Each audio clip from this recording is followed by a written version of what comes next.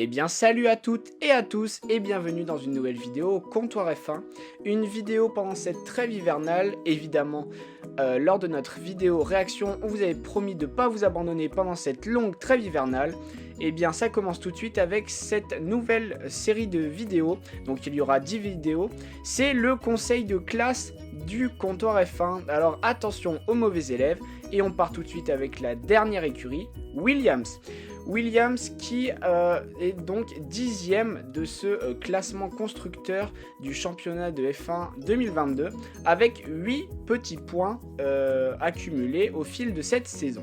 On peut être un petit peu déçu de cette place pour Williams qui nous avait donné quelques promesses, surtout avec l'arrivée de Dorilton Cars, donc un fonds d'investissement américain qui a racheté l'écurie Williams et mettant à sa tête Just Capital. On pensait alors que Williams allait avoir ses anciennes gloires, clairement, surtout avec cette nouvelle réglementation. Mais malheureusement, le sort de cette écurie n'a pas joué en sa faveur en 2022. Côté pilote, on pouvait avoir un petit peu peur car on a l'excellent George Russell qui est en partance pour Mercedes. Et donc l'arrivée d'Alex Albon après avoir été viré de l'écurie Red Bull car il y a été mis beaucoup trop tôt, un peu à l'image de Pierre Gasly.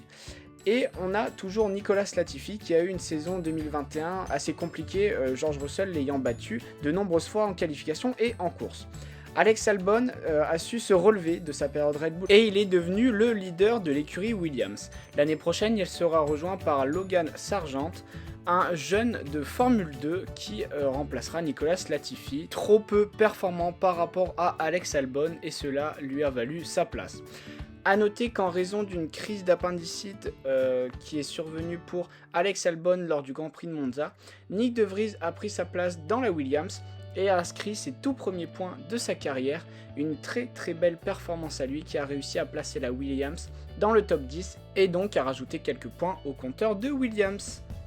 Concernant la monoplace en elle-même, elle est motorisée par le groupe motopropulseur Mercedes et cette FW44 a eu de gros problèmes de jeunesse. Vous pouvez le voir en haut de l'image, cette Williams avait un concept entre zéro ponton et ponton, puisque vraiment les pontons s'arrêtaient juste derrière le pilote, ce qui était un petit peu bizarre car l'efficience aérodynamique n'était pas présente.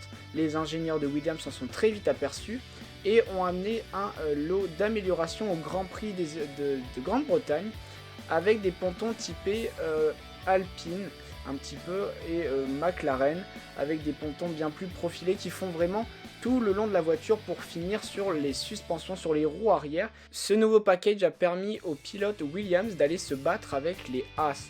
Les Haas victimes de leur développement très retardé qui ont tout misé sur 2023 très tôt, mais on y reviendra pour leur conseil de classe.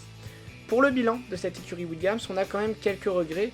On espère voir du mieux avec un duo de pilotes, on l'espère solide, Logan Sargent a fait de belles choses en Formule 2 et Alex Albon pour son retour en Formule 1 a vécu une très bonne saison, une saison très solide, portant Williams dans les points dès qu'il le pouvait, mais également aider l'écurie à développer cette FW44.